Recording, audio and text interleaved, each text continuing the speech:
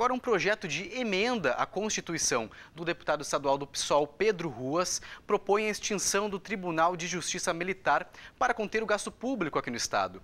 O tribunal julga, em segunda instância, crimes cometidos por policiais militares em segunda instância. Sobre esse assunto, nós conversamos hoje com o advogado criminalista Gustavo Saar Gemignani. Boa tarde, seja muito bem-vindo ao Conexão RS mais uma vez, Gustavo. Tudo bem? Primeiramente, boa tarde, agradeço o convite mais uma vez, é uma satisfação. Para a gente começar a explicar para quem está em casa, entender como funciona o Tribunal de Justiça Militar, Gustavo. Então, o Tribunal de Justiça Militar, ele possui instância estadual, instância área estadual, área federal. Ele envolve toda uma estrutura que também envolve a Justiça Comum, a Justiça Estadual. Então, com isso, envolve um alto gasto. Hoje se tem em média de um gasto de 31 milhões no orçamento da Justiça Militar aqui no estado. E acredito que seja este o motivo da emenda para se extinguir com a Justiça Militar gaúcha. Veio a calhar, porque nós estamos passando por um momento de crise financeira no estado. No estado e no país, né? No país também. E acredito que seja muito salutar a extinção, já que nós temos uma pequena demanda que vai ao Tribunal de Justiça Militar. Nós temos hoje uma média, há um levantamento feito pelo CNJ. Esse levantamento ele trabalha com aproximadamente 10 processos por magistrado na Justiça Militar, o que daria entre primeira e segunda instância uma média de 1.000 processos hoje, que com a extinção iriam para a Justiça Comum. Então não representaria um afogamento ainda maior da Justiça Comum, porque seria um número pequeno aí dentro do universo de todos os processos julgados, né? Gustavo, o ex-promotor e juiz militar Amilcar Macedo também estaria aqui com a gente no Conexão RS, participaria dessa entrevista, mas teve um problema de saúde, por isso não pôde vir. Eu vou direto para a redação aqui da TV, também o jornalista Guilherme Roquette está com a gente e vai fazer a segunda pergunta dessa entrevista. Boa tarde, Guilherme, tudo bem? Boa noite, Perdigão, boa noite, Gustavo, uma satisfação em poder conversar com vocês. Bom, eu vou levantar algumas questões no sentido de quem, né, do lado do Tribunal Militar. Se diz que os militares sendo julgados, sabendo que tem o respaldo de um Tribunal Militar e de trabalhar, vamos dizer assim, sabendo que tem um respaldo de um Tribunal Militar, eles estariam mais à vontade para trabalhar, estariam com mais condições de exercer o seu trabalho, vamos dizer assim, na busca, né, pelo combate ao crime, à violência, já que quem vai os julgar depois compreende a sua situação, compreende o meio em que ele está. A Justiça Comum, Gustavo, ela teria esse discernimento de poder fazer um julgamento compreendendo todo o contexto do policial militar, da ação do policial militar na rua, Gustavo? Eu acredito que sim, uma vez que justamente esse julgamento por seus pares soa um pouco como corporativismo. E soando um pouco como corporativismo, acho que seria até salutar para a Justiça Militar não existir, para que a gente possa passar a ver os membros da Brigada Militar, passar a ver os membros do Corpo de Bombeiros julgados por juízes togados, juízes com experiência, juízes de carreira. Hoje o que nós temos são diversas indicações, são membros das Forças Armadas, aqui no estado membros da Brigada Militar, por indicação do governador. Eu não atuo particularmente na Justiça Militar, então não teria condições de opinar se há sim um corporativismo ou não. Mas fato é, quando eu recebi o convite, passei o final de semana, comentei com algumas pessoas sobre o assunto, e é a primeira impressão que fica, é o policial militar julgado pelos seus pares. Então, há uma impressão sim de que eles se defendem.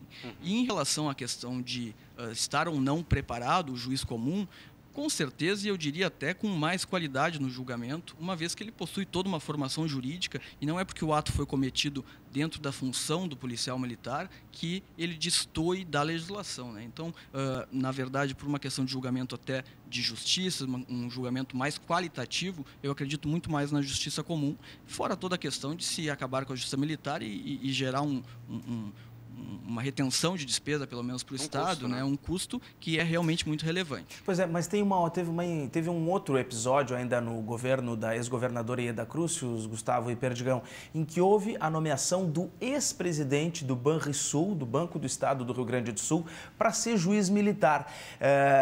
Por mais, né, que ele dissesse que estudou na UNB, na Universidade de Brasília, né, e que ele é graduado em Direito, que ele teria essa experiência, ao que parece, às vezes soa como se fosse um prêmio de fim de carreira, um prêmio de consolação, vamos dizer assim, ser nomeado pelo governador juiz militar, né? Aí, ao final do governo, quando surge a vaga, essas pessoas acabam indo para lá e aí permanecem, é uma carreira vitalícia, né? Como é que fica isso? Também tem, vamos dizer assim, uma certa culpa o próprio governador quando faz a nomeação dos juízes ao não nomear pessoas aptas com gabarito para essa função de ser juiz militar?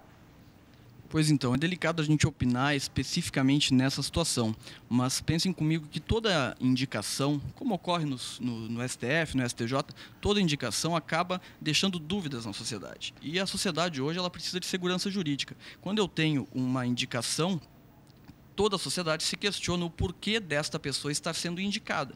Se há uma indicação, há um conhecimento prévio em relação a essa pessoa.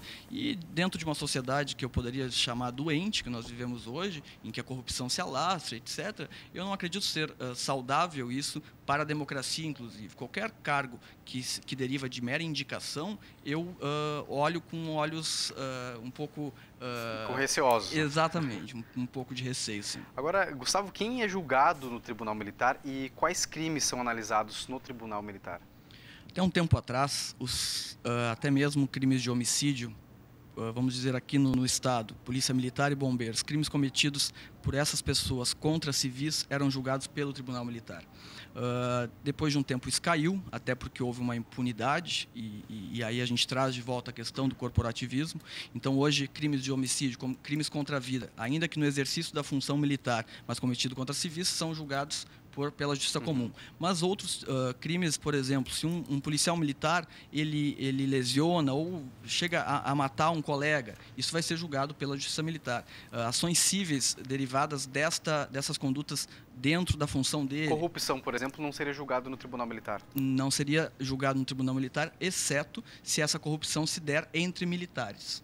E aí sim seria uma questão de competência da justiça militar, sim. Bom, por favor, Guilherme. Obrigado. A gente sabe que o Rio Grande do Sul é um dos últimos estados, ou um dos únicos, eu não vou dizer dos últimos porque não está em extinção, não estão em extinção os tribunais de justiça militar, mas, se não me engano, São Paulo ainda mantém, e aqui o Rio Grande do Sul. É uma estrutura arcaica, Gustavo? É uma estrutura arcaica que realmente somente o Rio Grande do Sul, se não me engano, eu não sei lhe dizer outra, é São Paulo, Rio Grande do Sul e mais um. Não teria certeza em afirmar. Mas dos 27 estados da federação, nós temos apenas 3 que mantêm a justiça militar em 2º grau, por exemplo. Outros já extinguiram ela completamente, passa a ser diretamente a questão da justiça comum. Eu considero sim uma estrutura arcaica, embora ela tenha algumas questões similares ao funcionamento da justiça, com 1º, 2º grau, mas ainda, por exemplo, nós temos uma Câmara, um Conselho de Julgamento. Este Conselho de Julgamento ele é composto por 5 pessoas. 4 delas derivam das Forças Armadas, derivam realmente da parte militar, e apenas um é um juiz togado. Então, são 4 pessoas que não possuem aquele conhecimento notório, saber jurídico, etc., e que acabam colocadas em contraponto com apenas um juiz togado. Isso, para mim, acaba... não estou dizendo, repito, que há um corporativismo, porque eu realmente não tenho experiência dentro da justiça militar, mas soa isso para a população. E, diante de todo o contexto que a gente vive hoje, também a questão financeira, não me parece razoável manter essa estrutura. E para onde vão esses servidores e juízes do Tribunal Militar aqui do Estado? Para onde eles iriam? Caso fechasse. Pois então, isso é algo a se preocupar. Acredito que muitas pessoas sejam concursadas, então não pode simplesmente se exonerá-las, enfim. Mas com certeza o Estado ele tem aí local suficiente para realocar essas pessoas, até mesmo dentro da Justiça, e nessas condições facilitar o julgamento desses processos que vão vir da Justiça Militar para a Justiça Comum, né? E manter apenas os funcionários iria manter uma redução incrível no orçamento, porque não é só funcionário, não é só salário, é toda a questão de estrutura mesmo do poder da Justiça Militar. Internet, energia, enfim. Perfeito. Guilherme Roquette, tem mais uma pergunta? Sim, pois é, Perdigão. Até lamento a ausência do juiz militar, né, o Amilcar Macedo aqui no programa, mas até para a gente entender um pouco, Gustavo, não sei se tu terias condição de nos ajudar nesse sentido, o que o fechamento do Tribunal de Justiça Militar traria em termos de economia, em termos de finanças? A gente teria como fazer uma previsão? E, por exemplo, nesse momento em que o Estado está atrasando o salário dos servidores, está parcelando o salário dos servidores, isso ajudaria o fechamento, o encerramento dessa estrutura, ajudaria nesse sentido também, nesse momento de aperto nas contas?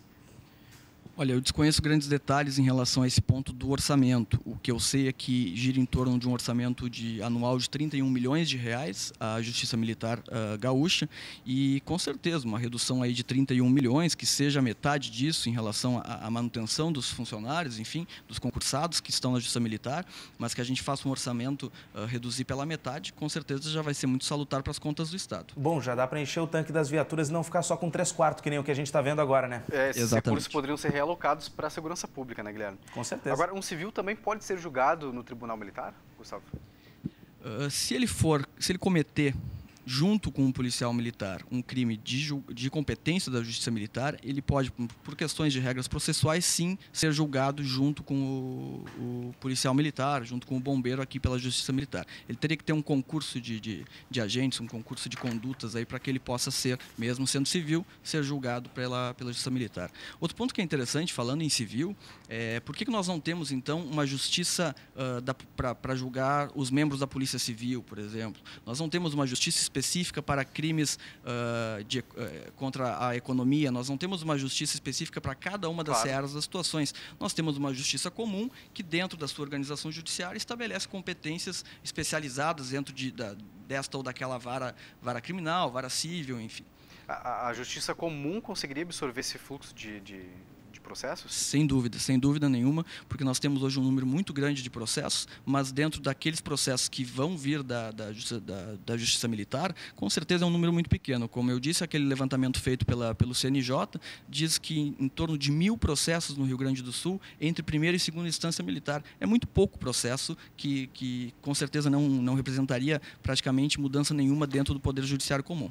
Sim. Guilherme, tem mais alguma pergunta? Sim, em outros estados, Gustavo, claro que a gente já pincelou um pouco dessa resposta aqui ao longo do programa, mas dá para a gente ir um pouquinho mais a fundo ou trazer novamente a questão. Em outros estados que não tem o Tribunal de Justiça Militar, como é que esses crimes são julgados? Pela Justiça Comum? Exatamente dessa forma. Eles possuem varas especializadas dentro da organização judiciária do Estado e essas varas que julgam os crimes cometidos pelos militares, enfim. Nós temos, por exemplo, como exemplo, a 4ª Câmara Criminal no Tribunal de Justiça é uma Câmara que julga prefeitos. Então, nós teríamos algo similar a isso para julgamentos dos militares, sem dúvida. Certo. Quero agradecer, então, Gustavo Saar Geminiani. Tá certo, Gustavo? Certo, é isso. Advogado criminalista. Seja muito bem-vindo sempre ao Conexão RS. Agradeço o convite. E agradeço também a presença do Guilherme Roquette, nosso jornalista aqui da Ubra TV. Muito obrigado, Guilherme. Obrigado, até a próxima. Até a próxima.